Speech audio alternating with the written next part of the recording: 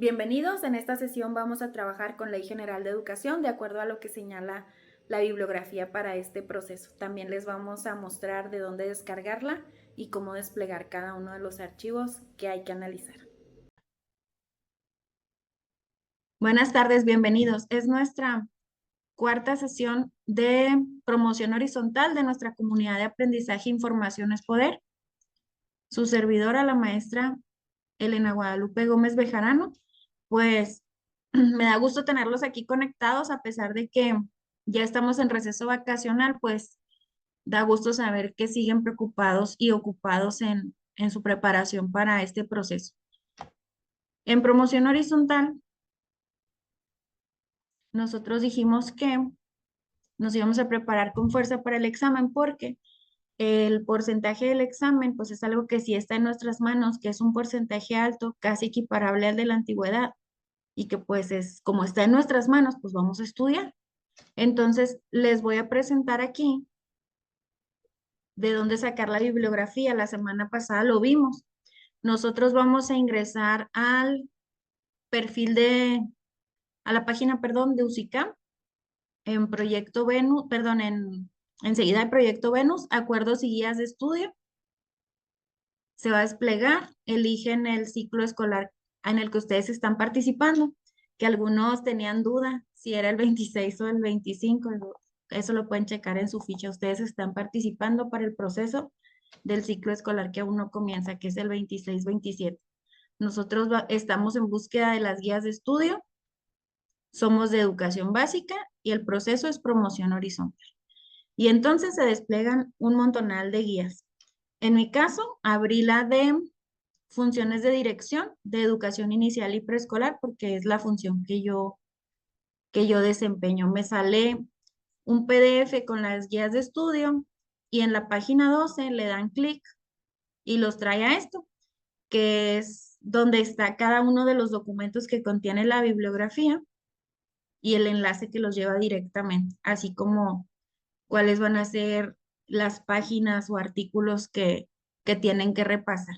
De tarea para hoy, les había dejado Ley General de Educación. ¿Y de dónde surge que nosotros tengamos que estudiar primero Ley General de Educación? Bueno, en la semana anterior vimos el marco para la excelencia en la enseñanza. Este es un documento que genera la autoridad educativa para decirnos, a ver, estos son los perfiles que todos debemos de cubrir. Debemos de cumplir con todos estos criterios e indicadores para saber que estamos desarrollando nuestra función con apego al deber ser.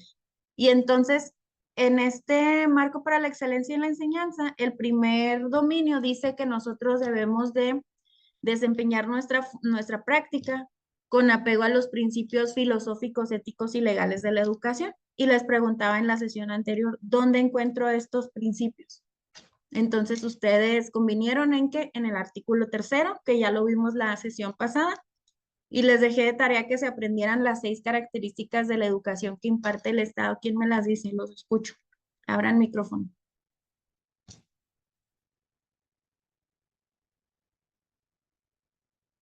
¿Cómo debe ser la educación que ustedes y yo ofrecemos?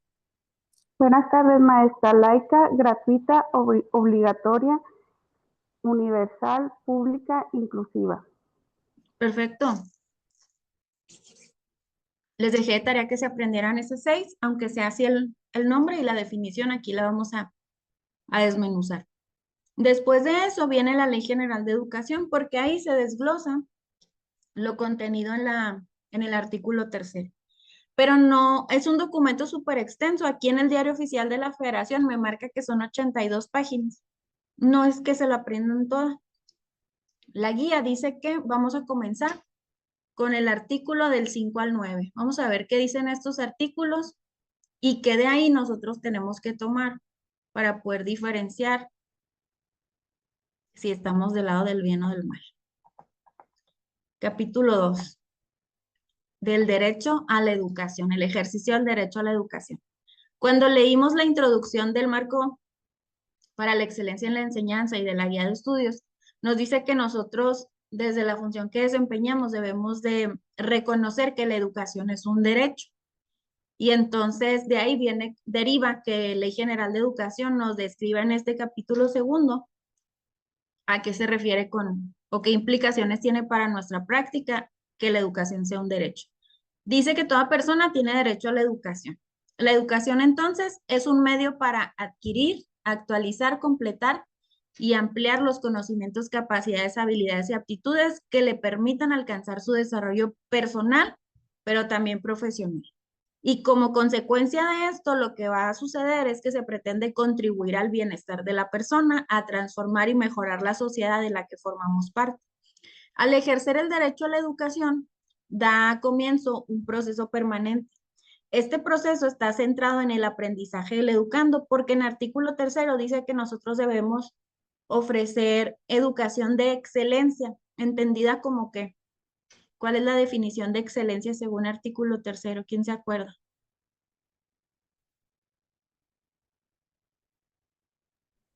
Lograr el máximo aprendizaje en los estudiantes, maestro. Gracias. La educación será de excelencia cuando alcancemos el máximo logro de aprendizaje de nuestros alumnos. Entonces aquí nos está diciendo que el ejercicio del derecho a la educación, con él inicia un proceso permanente que se va a centrar siempre en el aprendizaje de nuestros alumnos, es decir, que va en búsqueda de la excelencia. Esto va a contribuir al desarrollo humano de manera integral y a transformar a la sociedad. El Estado entonces va a ofrecer a las personas las mismas oportunidades de aprendizaje: acceso, tránsito, permanencia, avance académico y egreso oportuno del sistema educativo nacional. Con solo satisfacer los requisitos que se establezcan en las instituciones educativas de acuerdo a las disposiciones aplicables, pero aún así, veíamos que al ser la educación un derecho, no se le puede privar al niño de la oportunidad de ingresar a la escuela por falta de registro, porque no tenga acta de nacimiento, porque no haya CURP. ¿Y qué hacemos si se presenta un alumno sin registro, sin CURP, sin acta de nacimiento? ¿Quién recuerda? Lo aceptamos. Lo Con una, acepto y cómo lo marco, qué tengo que hacer. con una carta compromiso. ¿Con qué, perdón? Una carta compromiso. Una carta compromiso que se encuentra en el CIE. Esa nos la firman los papás. Bueno, la guía dice que vamos a estudiar del artículo 5 al 9. Entonces, el 5 nos dice que la educación es un derecho fundamental y que el ejercicio de este derecho se va a centrar en la búsqueda del mejor aprendizaje. En el artículo 6 dice que todos los habitantes de nuestro país deben cursar desde el preescolar hasta la media superior, porque dijimos que estos niveles son que, según el artículo 3, obligatorios, pero el artículo 3 además acaba de añadir la educación inicial. Entonces, inicial, preescolar, primaria, secundaria y media superior son obligatorios y dice que los habitantes del país, no dice que los mexicanos. Entonces, a diferencia del vecino del norte, nosotros sí le ofrecemos educación obligatoria a las personas que vivan en nuestro país independientemente de su origen. Dice que es obligación de los mexicanas y mexicanos hacer que nuestros hijos o pupilos menores de 18 años asistan a la escuela. Este párrafo a mí me encanta para hacer a veces citatorios, oficios o recordarles a los papás la obligación que se establece en la ley de su parte para que sus hijos vayan a la escuela. Con estos niños que faltan un montonal y que ya no haya uno ni qué más hacer para que los lleven, pues también hay que recordarles a los papás que la ley les endosa esta obligación. Tenemos que hacer como papás que nuestros hijos menores de 18 años vayan a la escuela para que reciban educación obligatoria. Y también dice que los papás o los tutores estamos obligados a participar en su proceso educativo, revisar el progreso de los niños, su desempeño y velar siempre por su bienestar y desarrollo. Y aquí este argumento nos funciona cuando los queremos citar a reuniones, a talleres, a entrega de evaluaciones. Este es el fundamento, artículo 6 de la Ley General de Educación. Dice que la educación inicial es un derecho de los niños y que es responsabilidad del Estado hacer conciencia sobre la importancia que tiene y que se garantice de acuerdo a lo que dispone la ley. Artículo 7. Corresponde al Estado la rectoría de la educación. la que se imparte por él, o sea, la pública, y además de obligatoria debe de ser, y aquí sí están las definiciones. Yo les pedí que se aprendieran de tarea las 6 características, ¿no? Universal, laica, gratuita, obligatoria, pública, inclusiva. Y aquí nos dice a qué se refiere cada una. Primero, además de obligatoria, debe ser universal. Como es un derecho humano que corresponde a todas las personas por igual, ahí se establece esta universalidad. Esto es para todo el mundo. Y entonces va a extender los beneficios sin discriminar a nadie, de acuerdo con lo que dispone el artículo primero de la Constitución. Y va a poner énfasis especialmente en el estudio de la realidad y de las culturas nacionales. A eso nos vamos a dedicar. Entonces, es universal porque al ser un derecho le corresponde a todas las personas por igual. Y aunque es una definición muy breve, ¿cómo esto, qué implicación tiene en el trabajo que desempeñamos si dice que corresponde a todas las personas por igual? Si pagan o no pagan cuotas los papás, los niños pueden ser recibidos en la escuela. Sí, Ujú. Sí, y luego aquí también viene luego cuando se activan ciertos protocolos, que algo, o cuando algún niño resulta ya un peligro para los demás, que el resto de los padres de familia digan, expúlselo, córralo, lléveselo a esta escuela, pues no podemos. Nosotros estamos atados de mano porque es un derecho humano que le corresponde a todas las personas. Entonces, aunque el niño tenga cierta conducta, mientras no se oficialice este otro protocolo en el cual se está trabajando, por lo pronto es universal y entonces todo el mundo puede ser recibido en la escuela. Profes, ahí les encargo, ¿alguien de ustedes está con el micrófono abierto y escucho un eco medio extraño? Va pues. Y luego, ush, es universal, es obligatoria y es inclusiva. Se refiere a que con perspectiva de género y de derechos humanos vamos a eliminar toda forma de discriminación, exclusión y violencia. Y también todas estas condiciones de la estructura de nuestra escuela que puedan implicar o que se puedan considerar barreras para el aprendizaje y la participación. La semana pasada tuvimos ahí un debate acerca de estas barreras. Platíquenme un ejemplo de una barrera para el aprendizaje y la participación.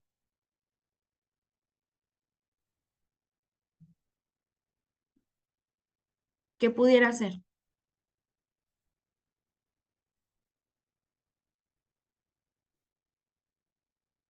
Les pongo un ejemplo. Llega un alumno autista, no verbal, Buenas, eh, que sus papás no lo están llevando al Centro Regional de Autismo, no lo quieren llevar a terapias.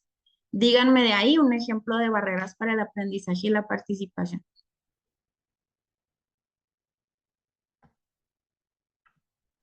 buenas tardes. La sesión pasada hablábamos de que las barreras es todo lo que rodea al alumno en sí, o sea, no es el alumno el que posee las barreras, sino lo que está a su alrededor. En este caso, en el caso de un niño con TEA, pues sería la falta de compromiso por parte de los padres de familia en cuanto a la situación que vive el niño, e incluso también quizá la falta de conocimiento sobre cómo atender al alumno por parte de los docentes de una escuela regular, vaya, que no es un centro de atención autista, se podría decir.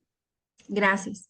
Entonces aquí dice, según lo que nos acaba de recordar el profe, que las barreras nunca están en el alumno, no es ni su condición ni su diagnóstico, las barreras están alrededor. Yo aquí les puse el ejemplo de un alumno autista, no verbal, que llega a mi preescolar y que sus papás no lo están llevando a terapias por las tardes ni al Centro Regional de Autismo. ¿Cuáles barreras yo pudiera identificar ahí? Bueno, puede estar una barrera de conocimiento, tal vez los papás desconocen eh, este trastorno, desconocen la importancia de las terapias, de la atención temprana, de la escolarización temprana, pero también como maestros nosotros podemos estar desconociendo qué estrategias generar para él. Puede haber una barrera de comunicación porque luego los profes decimos una cosa y los papás entendemos otra, pero al ser un niño no verbal puede existir una barrera que pueden ser los alumnos alrededor que no se estén comunicando con él.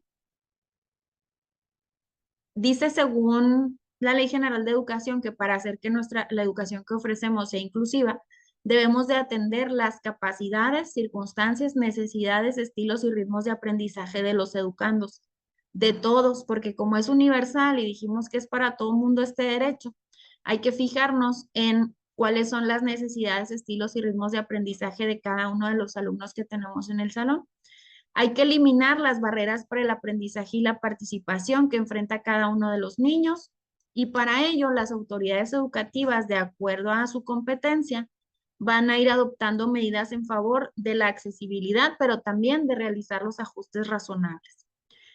Hay que proveer los recursos técnico-pedagógicos y materiales que sean necesarios para los servicios educativos y establecer la educación especial. La educación especial dice que debe estar disponible para todos los tipos, niveles, modalidades y opciones educativas.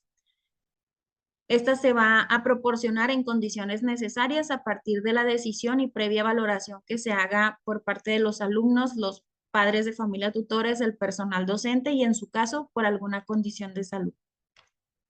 Entonces, estamos hablando del deber ser, ¿eh? El deber ser señala que para ser inclusivos hay educación especial disponible en todos los tipos, niveles, modalidades y opciones educativas.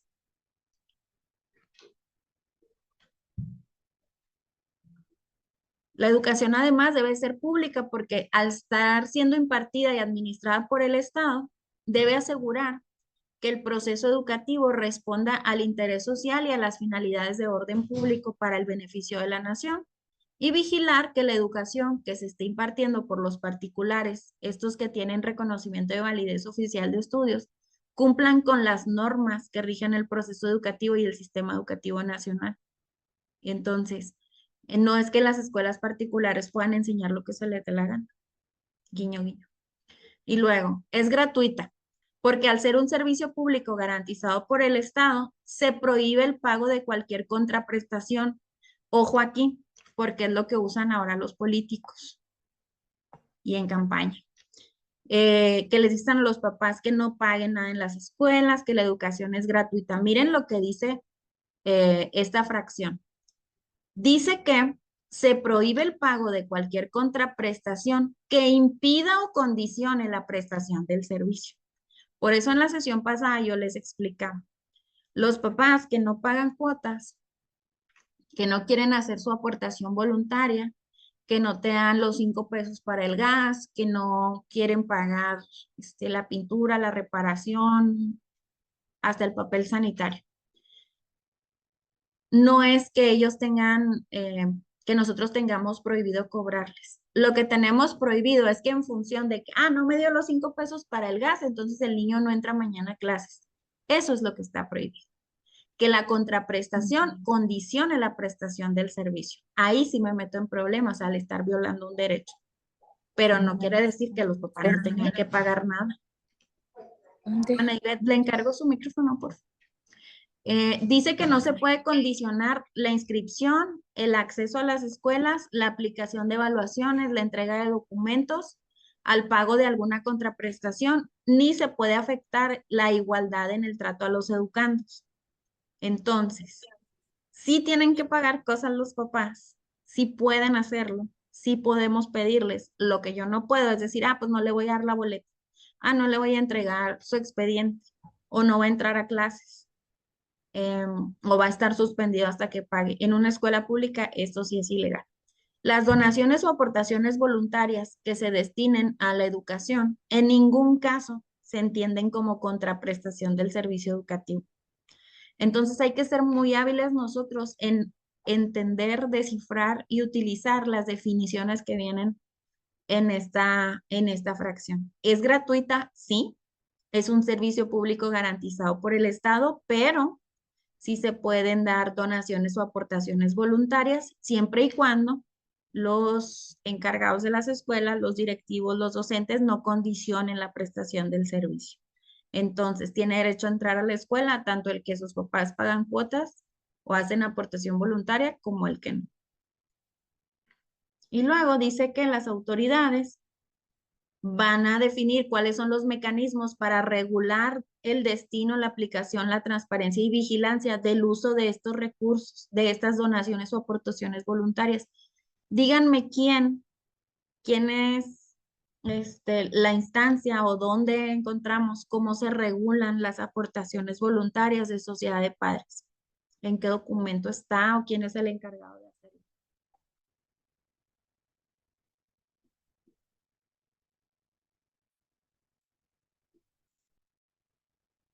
¿Los escucho?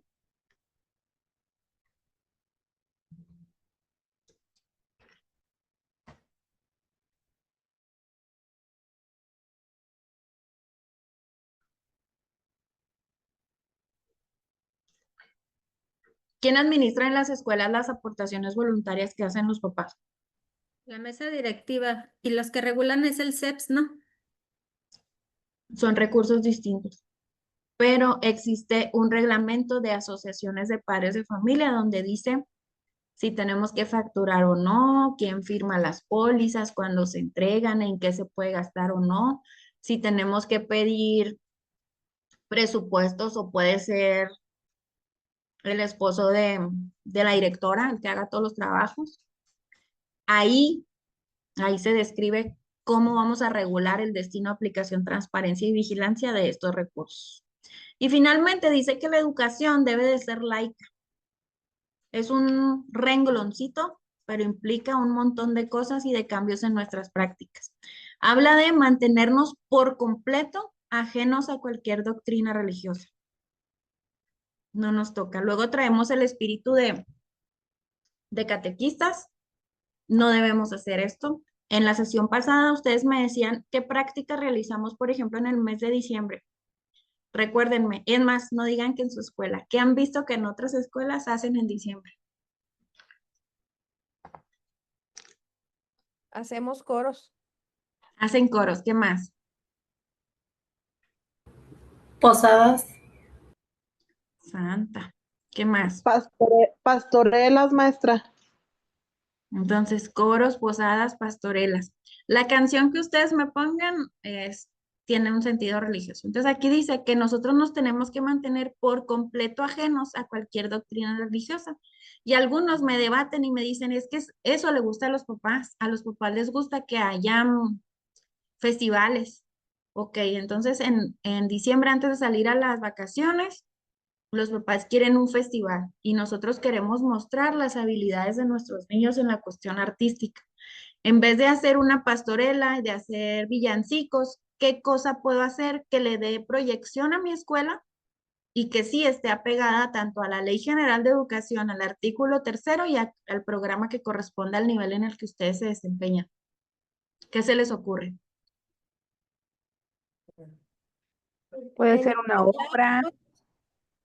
¿Una obra de teatro? Ay, ajá, en mi escuela hemos migrado a obras que sean representaciones, pero de textos que los niños han leído en la biblioteca escolar.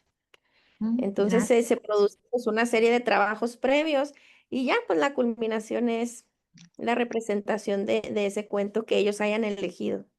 Gracias. Entonces puede ser, en alguna ocasión en la zona hicimos presentación artística, había exposición de pintura, había exposición de baile, tocaron instrumentos musicales y así cada jardín presentó algo que nada tenía que ver con la Navidad ni con Santa Claus, ni el Niño Dios ni demás parentela. Todo era de acuerdo a un PDA del programa. Entonces nosotros tenemos que mantenernos por completo ajenos a cualquier doctrina religiosa. Luego alguien me debate, pero bien que agarras las vacaciones de Semana Santa, pero pues no las agarro para decirle a los niños vayan todos a rezar y hagan ayuno y demás. O sea, es un descanso que nos otorga la ley, ni siquiera somos los profes los que decimos, ay, es Semana Santa, vamos a la casa para hacer capirotada y rezar todo el día el rosario, ¿no? Esto, el calendario escolar no lo determinamos los docentes. Entonces, independientemente de por qué se da en ese periodo las vacaciones, nosotros nos mantenemos ajenos a cualquier doctrina religiosa. Y luego, artículo 8, vamos a ver qué más nos dice. equidad y excelencia educativa. Entonces dijimos que la excelencia es el máximo logro de aprendizaje de mis alumnos. En el artículo 8 dice que como Estado estamos obligados a prestar servicios educativos con equidad y con excelencia. ¿Cómo entendemos la equidad? ¿Quién me dice? ¿Cómo se la imagina?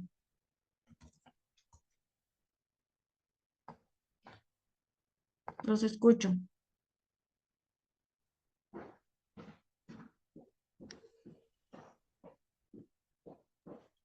Es darle a cada persona lo que Dar a necesita. cada quien lo que necesita. Dar a cada quien lo que necesita. Aquí les puse esta imagen, cada año la uso de ejemplo. Igualdad sería darle a todo el mundo lo mismo. Tengo 3 cajas, tengo 3 niños, 3 entre 3, les toca de a una. Entonces le doy una cajita a cada quien. Pero el problema sigue siendo el mismo. El niño que no alcanzaba, pues una cajita no le resuelve el problema y sigue sin poder ver. Y el más alto, pues ahora sigue siendo más alto que los demás. En la equidad se le da a cada uno lo que necesita. El chico de pantaloncillos amarillos no necesitaba, él sí alcanzaba a ver más allá de la barda. Y las 3 cajitas las divido entre aquellos niños que sí requieren. Entonces, en Ley General de Educación me dice que ustedes y yo estamos obligados a prestar servicios educativos con equidad y con excelencia. Entonces, yo le voy a dar a cada niño lo que necesita. ¿Y cómo identifico qué necesitan mis alumnos? ¿Qué tengo que hacer?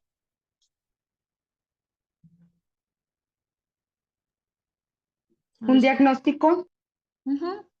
Diagnosticar, ir conociendo a mis alumnos, a sus familias, hacer entrevistas, reconocer en qué punto los niños están, qué tan lejos o cerca están de alcanzar los contenidos que establece el programa. Dice que las medidas que adoptemos para este efecto se tienen que dirigir prioritariamente a quienes pertenecen a grupos y regiones con mayor rezago educativo, que se encuentren dispersos o que enfrentan situaciones de vulnerabilidad. ¿En qué condiciones podríamos considerar vulnerables? Bueno, carácter socioeconómico, físico, mental, de identidad cultural, de origen étnico o nacional. Pero también aquí tenemos por situación migratoria muchos alumnos en situación de vulnerabilidad. Puede ser también por estereotipo de género, por orientación sexual o por prácticas culturales que terminan por convertirse en barreras para acceder a los servicios educativos. Entonces yo voy a identificar esto a través del diagnóstico que realice y voy a enfocar ahí mi atención para darle más a quien más necesita. Por último, artículo 9 dice que en el ámbito de las competencias de cada una de las autoridades educativas, para establecer condiciones que permitan ejercer plenamente el derecho a la educación de cada persona, favoreciendo la igualdad sustantiva entre hombres y mujeres. A ver, recuérdenme qué es igualdad sustantiva. Lo pueden googlear. Pregúntenle a Siri o a quien quieran. ¿Qué es igualdad sustantiva?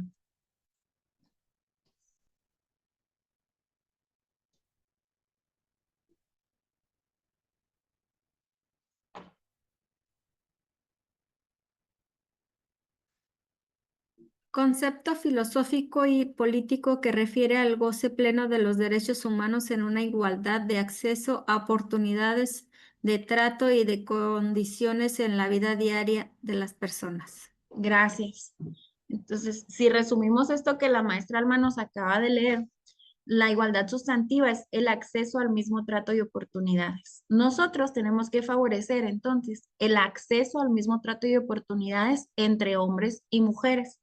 Y luego habla de la excelencia. Entonces, si ya traducimos todo esto, dice que vamos a favorecer el acceso al mismo trato y oportunidades entre hombres y mujeres y el máximo logro de aprendizaje. Para lograr esto, las autoridades deben de establecer políticas más incluyentes, transversales y con perspectiva de género, otorgar becas y apoyos económicos, priorizando a los alumnos con condiciones socioeconómicas que los pongan en riesgo, impulsar programas de acceso gratuito a eventos culturales, apoyar a estudiantes de educación media superior y superior con alto rendimiento, celebrar convenios para que las instituciones que prestan servicios de estancia infantil ayuden a incorporar a hijas e hijos de estudiantes que lo requieran, para que no interrumpan o abandonen sus estudios.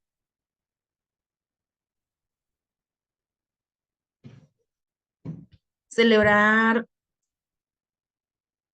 dice, dar y conocer, en su caso, fomentar diversas opciones educativas como la educación abierta y a distancia. No sé si ustedes se han puesto a leer el reglamento de asociaciones de padres de familia y viene ahí que la asociación de padres de familia de cada una de nuestras escuelas debe identificar a aquellos papás que sean analfabetas y ofrecerles oportunidades y estrategias de escolarización. Entonces, esto lo tendríamos que trabajar en conjunto con los papás. Celebrar convenios de colaboración interinstitucional con las autoridades de los 3 órdenes de gobierno. Pausa y me regreso a la fracción previa. Me acordé de que ahora el UCICAM nos ofreció un 1%, un gran 1% si alfabetizábamos a alguien durante un periodo de 2 o 3 meses. Un 1%, dije, no, este es un insulto, pero además es algo que no nos corresponde como tal. Hay otras instancias que se deben de encargar de esto. Cierro paréntesis después de mi queja y sigo. Fracción séptima, fomentar programas de incentivos dirigidos a maestras y maestros que prestan sus servicios en localidades aisladas, zonas urbanas marginadas y de alta conflictividad social. ¿Cómo se fomentó esta parte en estos procesos de UCICAM? ¿Quién me dice? ¿En cuál proceso y de qué manera?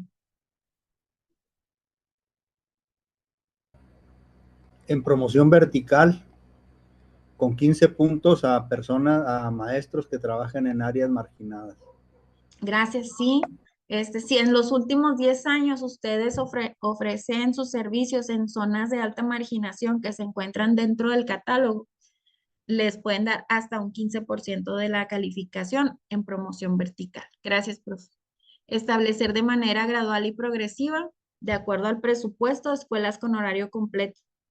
Las fueron quitando, pero bueno, la ley dice que las tendrían que haber aumentado. Facilitar el acceso a la educación básica y media superior, adoptar medidas para que con independencia de la nacionalidad o condición migratoria de las niñas, niños, adolescentes y jóvenes, ejerzan su derecho a la educación y gocen de los beneficios con los que cuentan los educandos nacionales. Aquí es donde les decía que a diferencia de nuestro vecino del norte, en la ley, en la Constitución, en la Ley General de Educación en nuestro país, se oferta educación independientemente de sus condiciones de nacionalidad o condiciones migratorias. Promover medidas para facilitar y garantizar incorporación y permanencia en los servicios educativos públicos. Proporcionar a los educandos libros de texto gratuito y materiales educativos impresos o digitales. Y fomentar programas que coadyuven a la mejora de la educación para alcanzar su excelencia. Entonces, esto es para alcanzar el máximo logro de aprendizaje. Artículos del 5 al 9 venían en la guía. Listo. De ahí nos pide que nos pasemos del 11 al 16. La nueva escuela mexicana. Este sonsonete, ¿no? Que durante estos últimos 4 años nos han metido en la cabeza, la nueva escuela mexicana y este nuevo enfoque y demás. Vamos a ver cuál es la función de la nueva escuela mexicana según Ley General de Educación. Dice que el Estado, a través de la nueva escuela mexicana, va a buscar equidad, o sea, ofrecerle a cada uno lo que necesita. Excelencia, que es buscar el máximo logro de aprendizaje de los alumnos, y va a buscar la mejora continua. En el centro de todo esto va a ubicar la acción pública. Como acción pública, el máximo logro de aprendizaje. Tendrá como objetivo el desarrollo humano integral del educando y entonces se va a reorientar el sistema educativo nacional para incidir en la cultura educativa, buscando la corresponsabilidad, que creo que cada vez estamos más lejos de que los padres de familia se hagan corresponsables de este asunto, ¿no? Pero bueno, la ley dice que sí. Artículo 12. Cuando nosotros, ustedes y yo, prestemos servicios educativos, se va a impulsar el desarrollo humano integral. ¿Por qué? Porque estamos buscando estas 5 cosas. Primero, contribuir a la formación del pensamiento crítico, transformación y crecimiento solidario de la sociedad. 2, propiciar el diálogo continuo entre humanidades, arte, ciencia, tecnología e innovación, porque estos se consideran factores de bienestar y de transformación social. Si se fijan, los ponen como un ir y venir, como un ciclo, no se le da mayor importancia a uno que al otro. Y en esta parte nosotros tenemos que cambiar las viejas prácticas donde el español y las matemáticas eran lo prioritario y las demás eran como materias de relleno. Hace ya varias reformas que nos piden hacer este diálogo continuo, unir y venir entre todas estas asignaturas, materias, campos, como le quieran llamar. Fortalecer el tejido social, y esto es para que se evite la corrupción. ¿Cómo lo vamos a hacer? Fomentando la honestidad, la integridad, protección de la naturaleza, impulsando el desarrollo social. Y en la sesión pasada les comentaba que los valores, más allá de trabajarlos en una hojita, a través de un cuento o de un periódico mural, pues los valores se vivencian, los niños nos ven, estamos modelando, no arcilla, sino modelando en pasarela, los niños ven cómo nos conducimos. Entonces, si queremos fortalecer el tejido social para evitar la corrupción, los niños nos tienen que ver siendo honestos, siendo íntegros y protegiendo a la naturaleza. Fracción cuarta, combatir las causas de discriminación. Y desde el programa anterior, el de aprendizajes clave, venía en sus descripciones que los que generalmente participamos de la discriminación somos los maestros y que tenemos que ser capaces de identificar nuestros prejuicios para irlos erradicando. Entonces hay que combatir todas estas causas de discriminación y las violencias en las diferentes regiones del país, especialmente las que se ejercen contra niñas, niños, adolescentes y las mujeres. Y quinto, alentar la construcción de relaciones sociales, económicas y culturales que estén basadas en el respeto a los derechos humanos. Hay que fomentar en las personas una educación que se base en identidad, sentido de pertenencia y respeto desde la interculturalidad. Los primeros en entender esto debemos de ser los profes. Comprender que nuestras escuelas son lugares donde convergen un montón de personas distintas con sistemas de crianza diferentes, de culturas distintas, de formas de ver la vida y el mundo diferentes, y que esta interculturalidad es parte de nuestra nación y que nosotros tenemos que identificar estas diferencias para enriquecerlas, entender que se tienen que respetar para lograr una convivencia armónica. Fracción 2, hay que trabajar la responsabilidad ciudadana. Esta se sustenta en los valores: honestidad, justicia, solidaridad, reciprocidad, lealtad, libertad. Cuando nos hablen de valores, son cosas que nosotros tenemos que hacer. Tenemos que vivir en función de estos valores para que nuestros alumnos nos vean. Si yo quiero trabajar responsabilidad ciudadana con mis alumnos, pues tengo que ser un ciudadano responsable. Participación activa en la transformación de la sociedad, empleando el pensamiento crítico a partir de análisis, reflexión, diálogo, conciencia histórica, humanismo y argumentación. Porque acuérdense que decía que nosotros tenemos que combatir el fanatismo y todo esto se hace a través de pensamiento crítico, análisis, reflexión, argumentación. Cuarta, respeto y cuidado al ambiente, al medio ambiente. Aquí dice que tenemos que irnos orientando hacia la sostenibilidad para comprender la interrelación de las personas con la naturaleza, qué efecto tenemos nosotros sobre la naturaleza y qué nos está devolviendo a la naturaleza a cambio. Y 5, la igualdad sustantiva. ¿Qué me acaban de decir que es igualdad sustantiva? Ayúdenme. El ejercicio pleno de los derechos, sin distinción entre hombres y mujeres y cualquier otra característica. Entonces, en síntesis, igualdad sustantiva es el acceso al mismo trato de oportunidades. Acceso al mismo trato de oportunidades entre hombres y mujeres. Y dice que vamos a incorporar transversalmente la perspectiva de género. Entonces, si habla de igualdad sustantiva entre mujeres y hombres, vamos a ir erradicando pequeñas cositas y pequeñas prácticas que hacemos cotidianamente en las escuelas que tal vez ya no las analizamos, sino que solo las hemos ido reproduciendo a lo largo del tiempo. Díganme una práctica donde diferenciamos a hombres y mujeres en la escuela. ¿Qué hacemos? Desde el preescolar hasta la secundaria, ¿qué hacemos?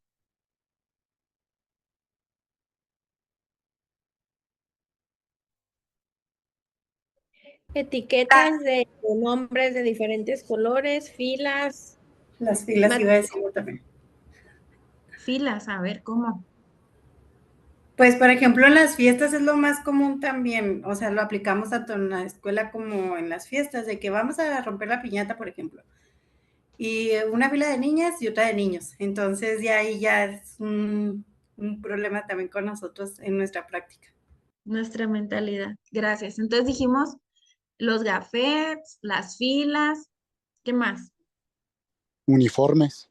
Uniformes. El color. Oigan, no quiero echar a nadie de cabeza, pero hay escuelas aquí en mi ciudad que las niñas van de rosa y los niños van de azul. Uy. Si ya de por sí obligarlas a llevar falda todos los días, ya está muy de más. Que solo puedan llevar pantalón en tiempo de frío. Pero etiquetar por color y decir que un color es para tal género va en contra de este asunto, de la perspectiva de género. ¿Qué otra cosa hacemos? ¿Qué materiales o juguetes tenemos en las aulas que son fácilmente identificables en nuestras actividades como cosas para niñas y para niños? Y hago las comillas gigantes porque no debería ser así. ¿A qué En juegan las? secundaria, el corte de cabello también es polémica.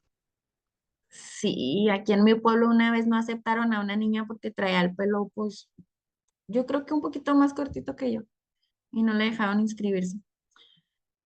Y entonces yo les pregunto, ¿las de cabello corto aprendemos menos que las de cabello largo o qué onda ahí? ¿Tiene algo que ver? ¿O es un prejuicio? No, Entonces, como nos marcaba el programa previo, hay que identificar nuestros prejuicios para irlos eliminando. La modernidad nos alcanzó, pero luego ya no solo nos alcanzó, nos rebasó. Entonces, esto de etiquetas, estamos muy a tiempo, ¿eh? Porque ahora en agosto que decoren sus salones, que hagan gafetes, que hagan botes para el material. Nada de que esto para las niñas y esto para los niños. Yo tengo unas papelerías y ahí llegan y buscan.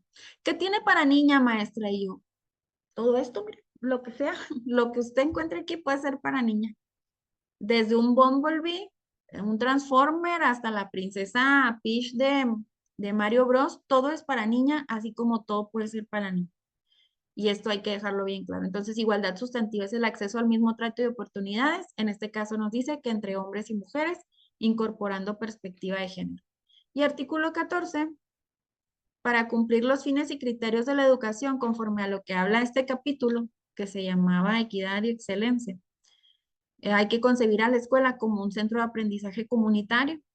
Al ser una comunidad debe estar segura y libre de violencia. Y entonces los primeros en erradicar los tratos violentos debemos de ser el personal que elaboramos en ellas. Reconocer a niñas, niños, adolescentes y jóvenes como sujetos de la educación y que son la prioridad del sistema educativo nacional y son los destinatarios finales de todas las acciones del Estado en materia educativa. Entonces, cuando surge una convocatoria, cuando surge una invitación, cuando surge la idea de un festival o de cualquier cosa que vayamos a hacer, todo eso debe ser encaminado a tener a los niños, a nuestros estudiantes como prioridad.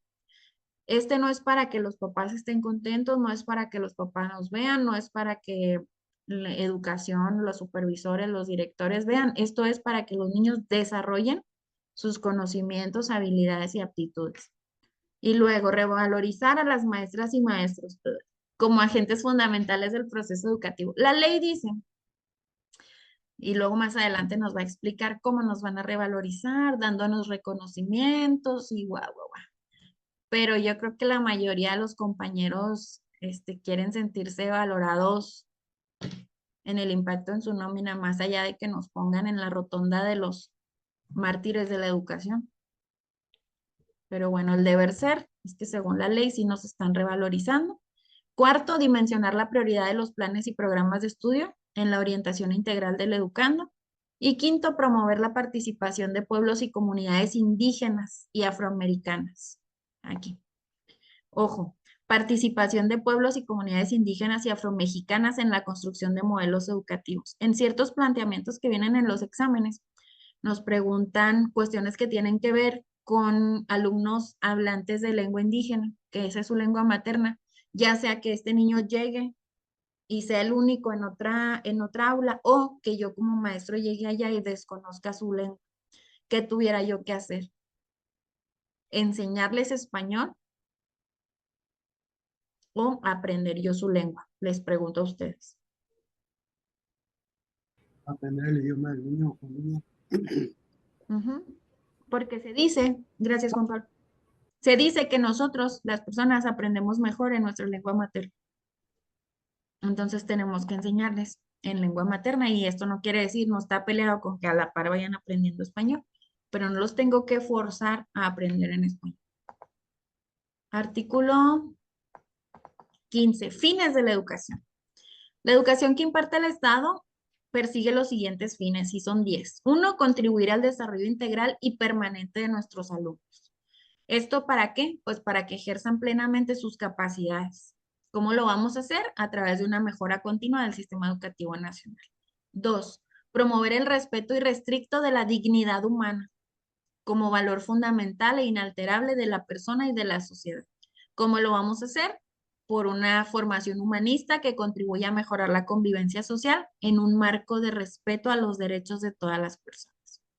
3, inculcar el enfoque de derechos humanos y de igualdad sustantiva. Nos hablan un montón de derechos y nos dicen que la educación es un derecho, entonces enseguida, ¿qué documento creen que vamos a tener que leer?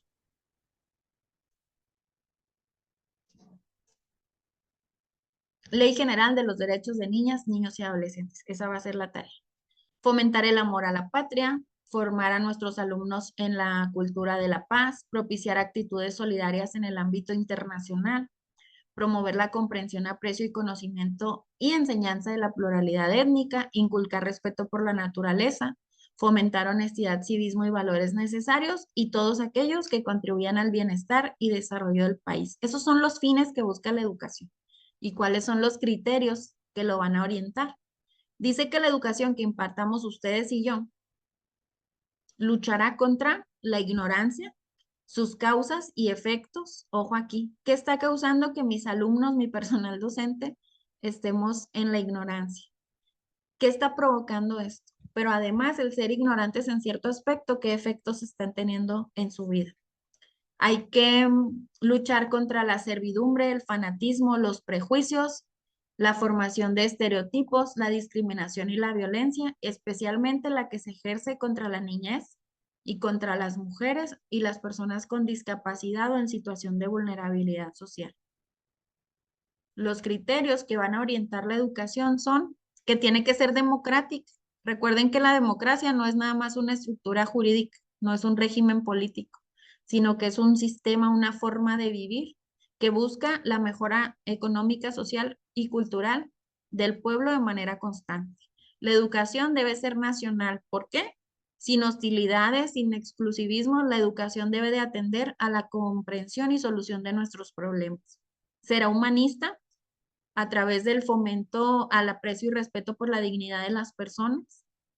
Promoverá el respeto al interés general de la sociedad por encima de intereses particulares o de grupo. Inculcará los conceptos y principios de las ciencias ambientales. Será equitativa porque va a favorecer el pleno ejercicio del derecho a la educación de todas las personas.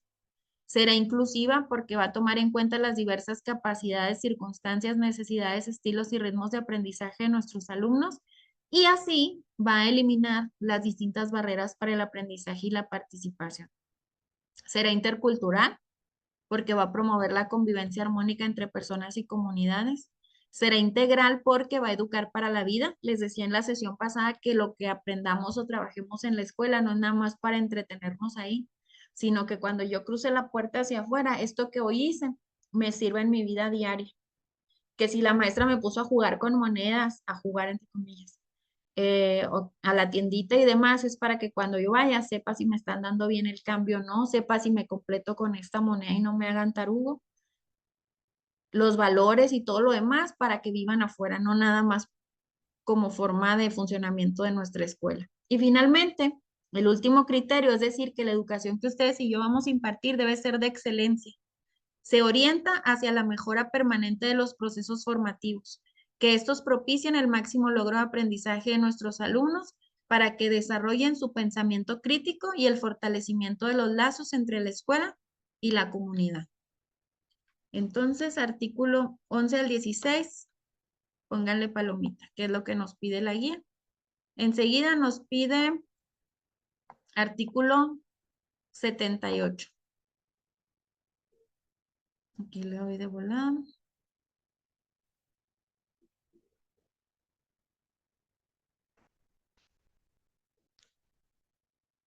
Aquí está. Las madres y padres de familia o tutores serán corresponsables en el proceso educativo de sus hijos menores de 18 años. Además de cumplir con su obligación de hacerlos que asistan a la escuela, deben de apoyar su aprendizaje y revisar progreso, desempeño y conducta. Este es muy similar a lo que dice el artículo 6. El 6 y el 78 son de mis favoritos. Me encantan para hacer oficios, citatorios y demás, y recordarnos a los papás, que luego pensamos que ya con que todo es culpa de los profes y que todo es responsabilidad de los profes. Dice María Fernanda, disculpe, me perdí así como en lista. ¿Cuáles serían los criterios? Me confundo entre criterios y características. Las características de la educación que imparte el Estado son las 6 que dijimos en artículo 3. Laica, gratuita, obligatoria, universal, pública e inclusiva. Y los criterios, ahorita los vimos un poquito más arriba, que son 10 fines y 10 criterios. En realidad los criterios es como la definición más a profundidad de las 6 características de la educación. 78. Y luego, 79. Las autoridades educativas desarrollarán programas propedéuticos que consideren a los educandos, sus familias y comunidades para hacer que tengan sentido de pertenencia a la institución. Okay. Y luego nos manda al 106.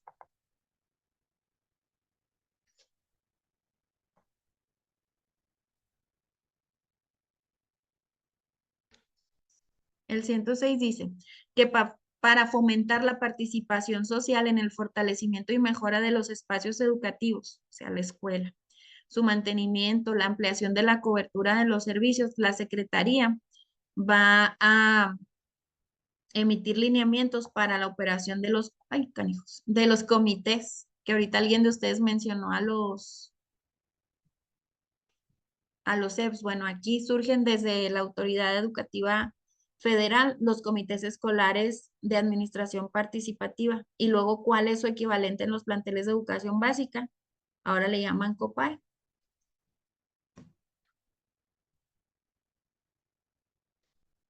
Y luego nos manda al artículo 128 al 132.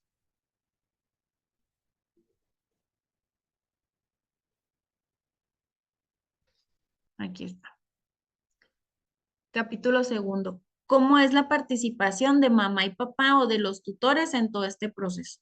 En el 128 nos define cuáles son los derechos que tienen papá, mamá o tutor en esta cuestión de la oferta de un servicio educativo. Primero, el derecho es obtener inscripción en escuelas públicas para que sus hijos satisfaciendo los requisitos aplicables, reciban educación desde el preescolar hasta la media superior y en el caso donde esté disponible la educación inicial. Participar activamente con las autoridades de la escuela en la que están inscritos sus hijos en cualquier problema relacionado con la educación de estos, para que en conjunto busquemos una solución. Colaborar con las autoridades escolares al menos una vez al mes para la superación de los educandos y en el mejoramiento de los establecimientos educativos. El derecho, pues es realmente una obligación de los papás, ¿no? Dice que al menos una vez al mes está en la ley, que se acerquen a mejorar los establecimientos educativos. Formar parte de las asociaciones de madres y padres de familia y de los EPS. Opinar en casos de la educación que impartan los particulares en relación con las contraprestaciones que les fijen estas escuelas. Conocer el nombre del personal docente y empleados adscritos en la escuela, misma que estamos obligados a proporcionarles desde la primera reunión. Conocer los criterios y resultados de las evaluaciones de la escuela. Conocer los planes y programas de estudio. Conocer el presupuesto asignado a cada escuela ¿Cuál? Bueno, cuando nos lleguen a dar, no sé, de la escuela es nuestra, o de algún programa, parquímetros, gobierno del estado, lo que sea, les tenemos que decir cuánto llegó. Ellos tienen que ayudarnos a definir en qué se va a utilizar a través de todos estos mecanismos que ya dijimos antes, cómo va a ser su aplicación y cómo se va a ejecutar. Conocer la situación académica y conducta de sus hijos, manifestar de ser el caso su inconformidad ante las autoridades educativas correspondientes sobre cualquier irregularidad dentro del plantel donde están inscritos sus hijos. Esos son sus derechos. Ahora, ¿cuáles son sus obligaciones? Uno, hacer que sus hijos reciban la educación preescolar, primaria, secundaria, media, superior y donde esté disponible la inicial. Participar en el proceso educativo de sus hijos menores de 18 años. Colaborar con las instituciones en las actividades que se realizan. Informar los cambios que se presentan en la conducta y actitud de sus hijos para que se apliquen estudios correspondientes para determinar las causas.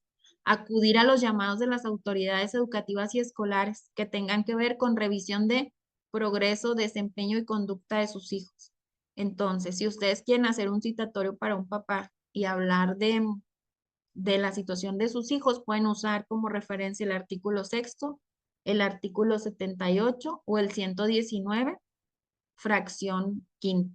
129, perdón, fracción quinta. Y luego, promover la participación de sus hijos en la práctica de actividades físicas, de recreación, deportivas y de educación física dentro y fuera de los planteles educativos.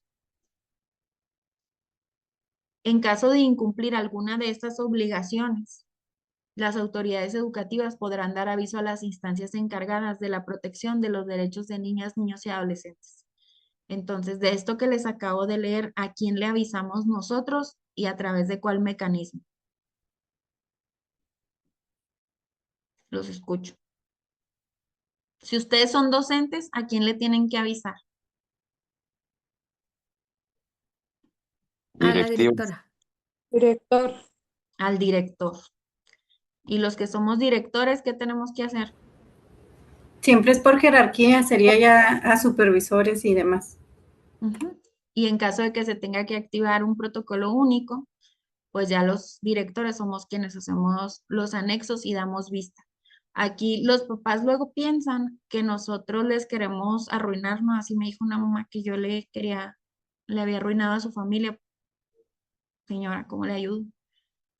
Aquí dice que en caso de incumplimiento de estas obligaciones que tienen hacia sus hijos, yo estoy autorizada, obligada a dar vista a las instancias encargadas de que se protejan los derechos de los niños.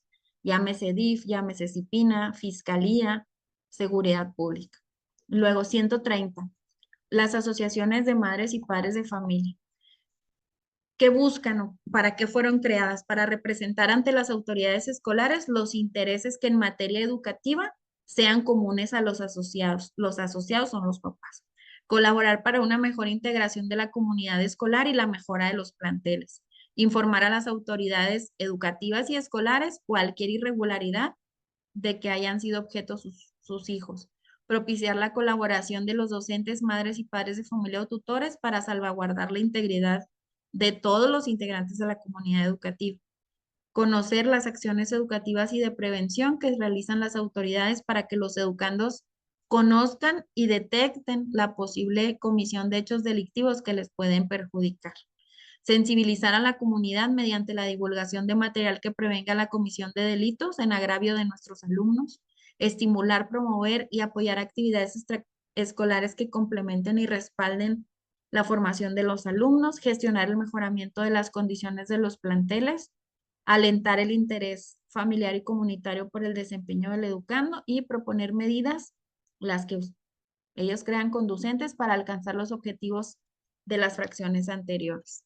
Las asociaciones de padres y madres de familia se tienen que abstener, ojo aquí, de intervenir en aspectos pedagógicos y laborales de los establecimientos educativos. Eso lo debemos de tener bien claro ustedes y yo, porque luego abrimos la puerta a que las asociaciones de padres hagan cosas que no están dentro de su competencia. 131. Consejos de participación escolar. Las autoridades educativas podrán promover de acuerdo a los lineamientos establecidos, la participación de la sociedad en actividades que tengan por objeto que sea garantizado el derecho a la educación. En las escuelas públicas donde encuentren población indígena o afromexicana, se deberá procurar la representación de hablantes de lengua indígena o afromexicanas en estos comités o en estos consejos. Y 132, la autoridad de cada escuela pública de educación básica y media superior va a vincular a esta activa y constantemente con la comunidad. La autoridad del municipio tiene que dar la colaboración para que esto sea posible. Será decisión de cada escuela la instalación y operación del Consejo de Participación Escolar o su equivalente, y este va a ser integrado por las asociaciones de padres y madres de familia, maestras y maestros. El Consejo podrá coadyuvar para que los resultados de las evaluaciones al Sistema Educativo Nacional contribuyan siempre a la mejora continua de la educación, proponer estímulos y reconocimientos de carácter social a alumnos, docentes y directivos, así como empleados de la escuela, coadyuvar en temas que permitan salvaguardar el libre desarrollo de la personalidad, integridad y derechos humanos, contribuir a que se reduzcan las condiciones sociales adversas que estén influyendo negativamente en la educación, llevar a cabo acciones de participación, coordinación y difusión necesarias para protección civil y emergencia escolar, y habla de el desarrollo de planes personales de evacuación. Todo esto está descrito en funcionamiento de los comités. Promover cooperativas con la participación de la comunidad educativa que tengan el compromiso de fomentar estilos de vida saludables. Y por si no nos quedaba claro aquí, pues está el acuerdo 300924, donde nos dice que sí y que no en cuestión de alimentación. Coadyuvar a la dignificación de los planteles educativos y realizar actividades encaminadas al beneficio de la propia escuela. Esto es lo que viene de Ley General de Educación. Hasta aquí. ¿Preguntas, comentarios? ¿Con qué nos quedamos de este documento?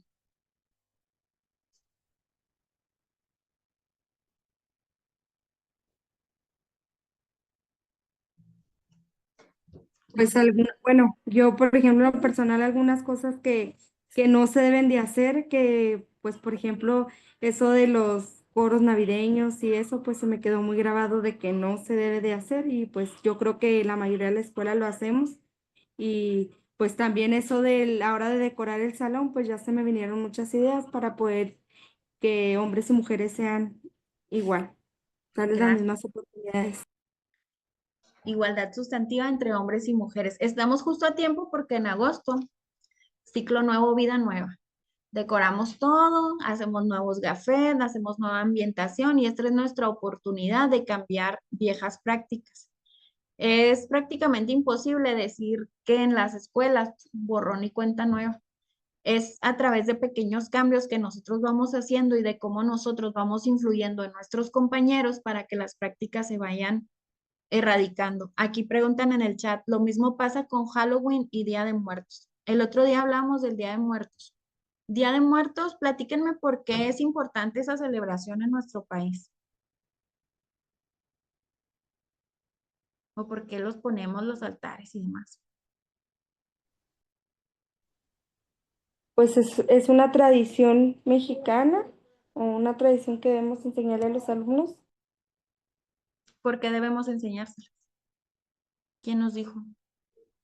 Yo, pues porque es algo cultural de nuestro país. Oigan, es que la celebración del Día de Muertos que se hace, que es muy particular de México, fue declarada Patrimonio Cultural por la UNESCO. Es Patrimonio Cultural de la Humanidad. Y entonces, como tal, es que luego cobra más importancia, ¿no? Y queremos que los niños aprendan de esto y las familias. Sin embargo, dentro de las características de la ofrenda, de repente vienen cuestiones religiosas y luego le damos más importancia a eso que a enseñar que la celebración del Día de Muertos es patrimonio cultural de la humanidad. Díganme qué elementos se encuentran en el altar y que sean de índole religiosa. Pues a Pues mí la me imagen religiosa. Le- Perdón, Una perdón. cruz, Una cruz, ¿qué más? La imagen religiosa. Ujú, Velas. las velas, Juan Pablo II abrazando a la Virgen, el crucifijo, un rosario y demás. Si lo que yo estoy buscando, porque aquí me dijo una maestra, estamos buscando enseñar costumbres y tradiciones. Ok, esta en particular es súper importante porque ya se declaró Patrimonio Cultural Inmaterial de la Humanidad por la UNESCO. No nos lo inventamos nosotros ni es cuestión de la zona, es a nivel internacional. Si es una tradición tan importante, en eso yo me tengo que enfocar, no en priorizar la cuestión de la cruz y el Juan Pablo II y el rosario y demás, sino a cuál es el origen de esta tradición, qué representa, cuál es su importancia, por qué se convirtió en patrimonio cultural de la humanidad. Hacia allá va. Y aquí preguntan sobre el Halloween. Es que hay muchas cosas que hacemos y que no nos toca. ¿Por qué nosotros tendríamos que celebrar Halloween en la escuela? Platíquenme. ¿En cuál contenido viene?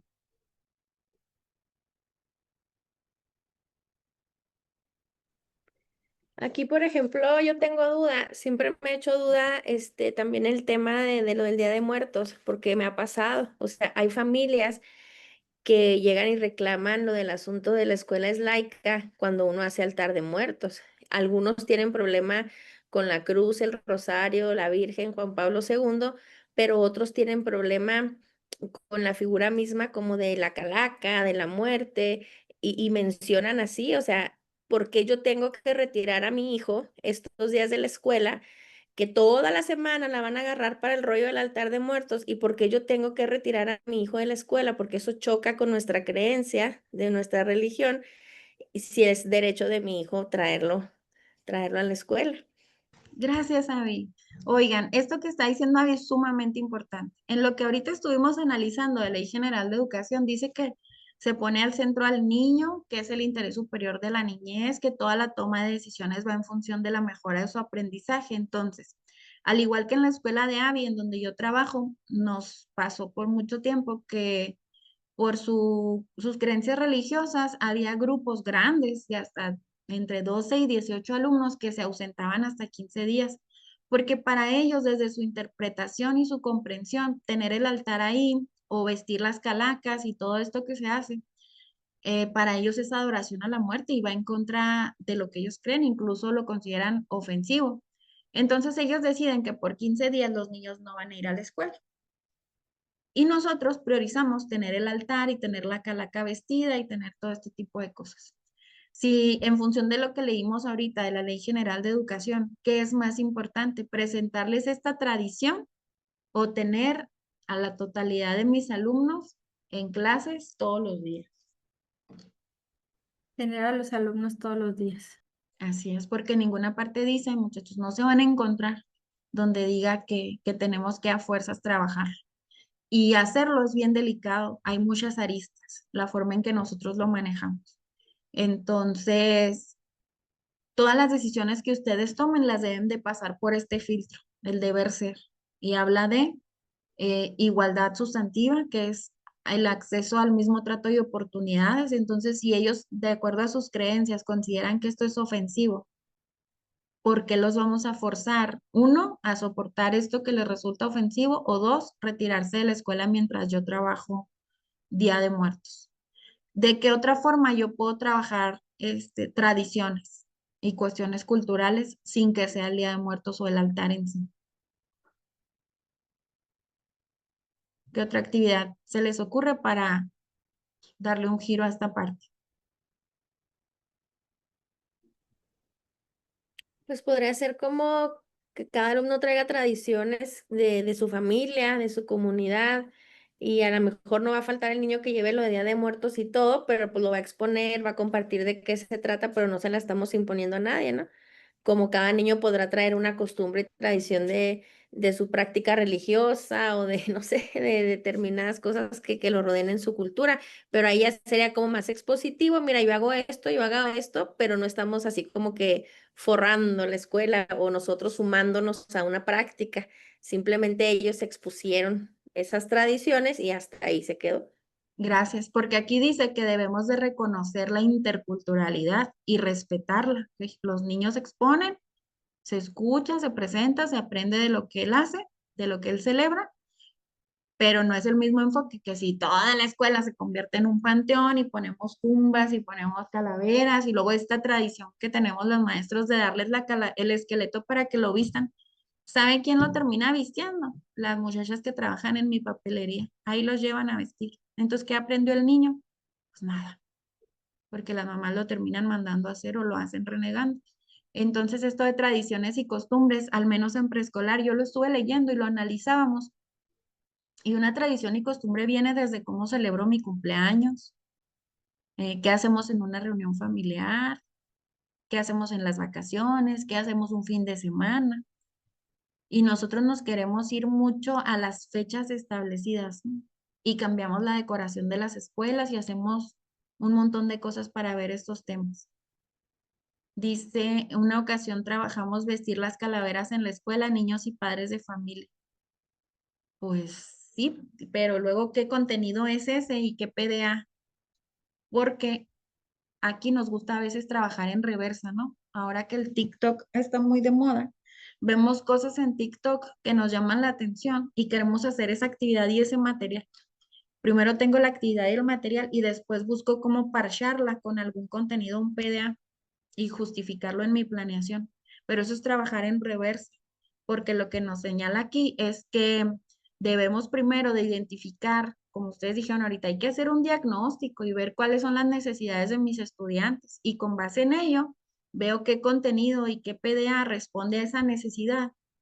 Y una vez que encuentro el PDA, voy y busco con qué actividad.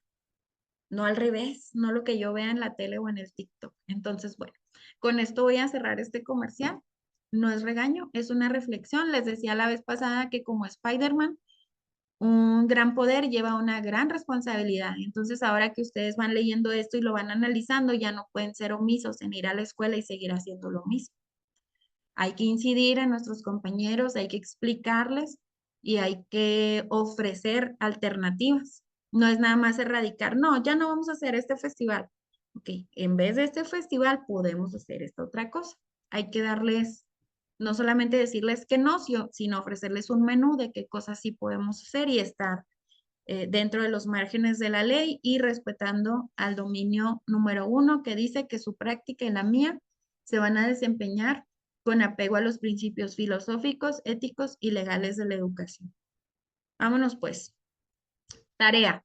De tarea se van a llevar descargar la Ley General de los Derechos de Niñas, Niños y Adolescentes. Es un documento muy extenso.